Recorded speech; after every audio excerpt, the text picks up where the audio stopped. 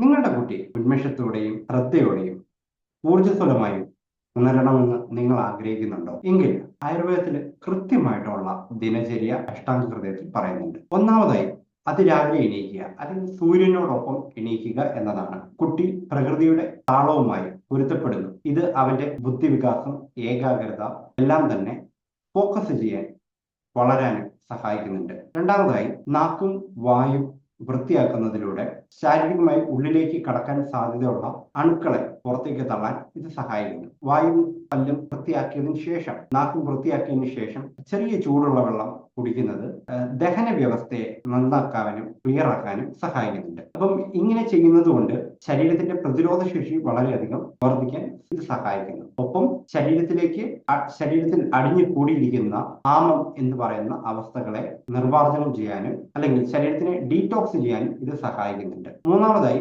ശരീരത്തെ ചലിപ്പിക്കുക. ഫിസിക്കൽ എക്സസൈസുകൾ നിർബന്ധമായി ചെയ്യുക. സൗമ്യമായ യോഗയും ശ്വസന വ്യായാമങ്ങളും ദഹനം, ഏകാഗ്രത എന്നിവ നൽകുകയും മനസ്സിനെ ശാന്തമാക്കാനും ഇത് സഹായിക്കും. നാലാമതായി ആരോഗ്യകരമായ പ്രഭാത ഭക്ഷണം ദിവസം മുഴുവനും ഊർജ്ജസ്വലമാക്കാൻ സഹായിക്കും. പ്രോസസ്ഡ് ആയിട്ടുള്ള പാക്ക്ഡ് ഫുഡുകൾ കഴിക്കുന്നതിന് പകരമായി ചൂടുള്ളതും പോഷക സമൃദ്ധവുമായ ഭക്ഷണങ്ങൾ തിരഞ്ഞെടുക്കുക. നിങ്ങളുടെ കുട്ടിയുടെ ഒരു ദിവസം ആയുർവേദ രീതിയിൽ ആരംഭിച്ച് ഒന്ന് ശ്രമിച്ചു നോക്കുക. മാറ്റം അനുഭവിച്ചറിയുക. ഞാൻ പറഞ്ഞ വിഷയങ്ങൾ നിങ്ങൾക്ക് മനസ്സിലായെങ്കിൽ ഹെൽത്ത് കെയർ HC എന്ന് കമന്റ് ബോക്സിൽ ഒന്ന് രേഖപ്പെടുത്തുക.